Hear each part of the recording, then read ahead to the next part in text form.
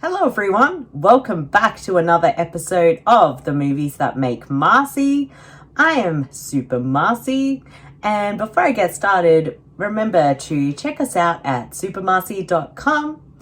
And if you wish to get some exclusives and early access to podcasts, you can check us out at patreon.com/thesupernetwork.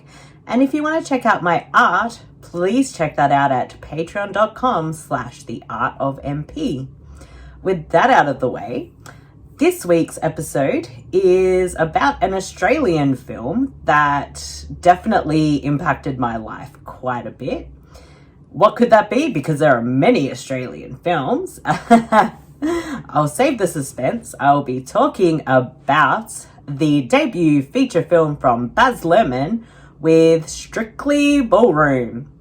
So what was it about this film that actually had an impact on me? Well, I did see this film when I was young, so probably not too many years after it came out. I would say maybe 1 or 2. And the thing with this film is it's just a really enjoyable and fun film that centers around ballroom dancing. It's very vibrant, it's very funny, but it's also quite serious. It has a great, core group of characters and the great actors that play the characters. And I was really moved by the story. I loved the music. I loved the dancing. At one point, I actually wanted to learn ballroom dancing, but I didn't end up doing that. But I would, listen to the soundtrack all the time. I had it on a CD. And what really, I think, hits me with this film is that it has this amazing and beautiful central, theme about a life half to live. No, that was wrong. And the theme of the film is that a life lived in fear is a life half lived.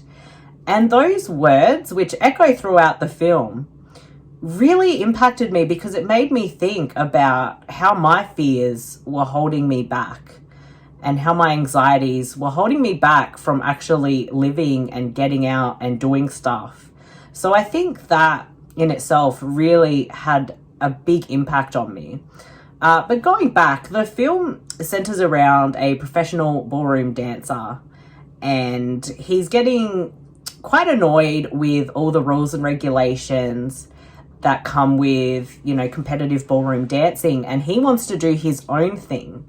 And this leads him to one of the students at the school that his mum teaches for dancing, and he connects with her. She's she's your typical quiet person, which I really identified with because I was very quiet myself.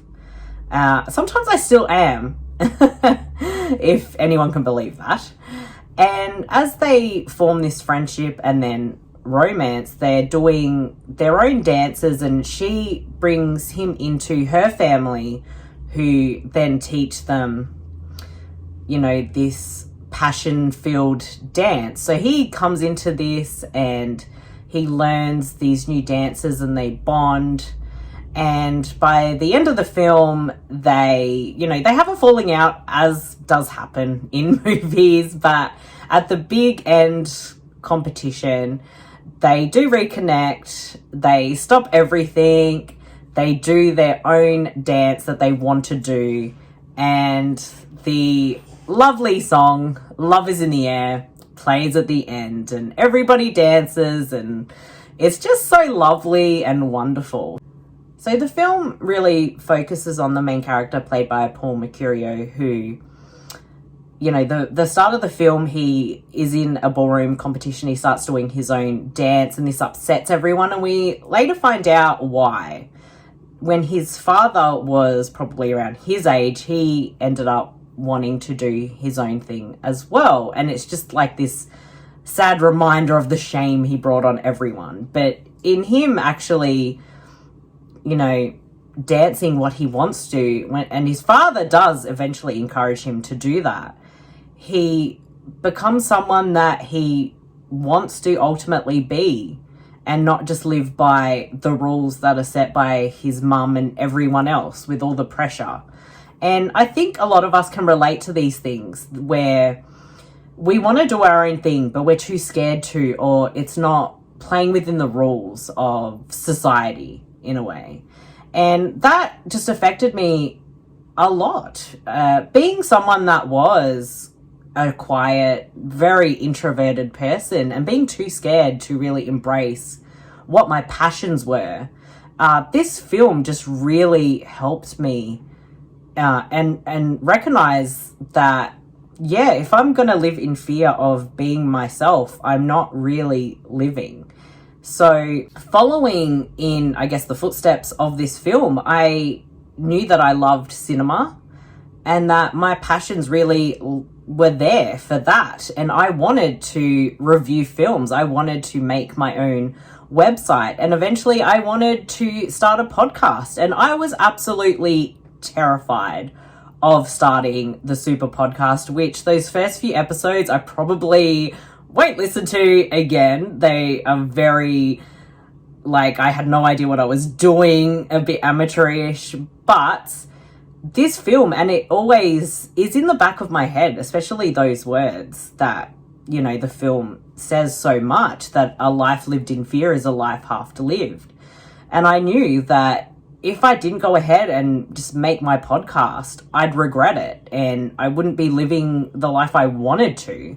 So I did, and so many years later, I'm still here and I'm still doing it. And a lot of that is thanks to this film. And even through my life when I've had a lot of really bad anxieties over something, I'm sure a lot of people can relate to having anxieties about something and you cancel plans or you rearrange plans and you try to get out of something.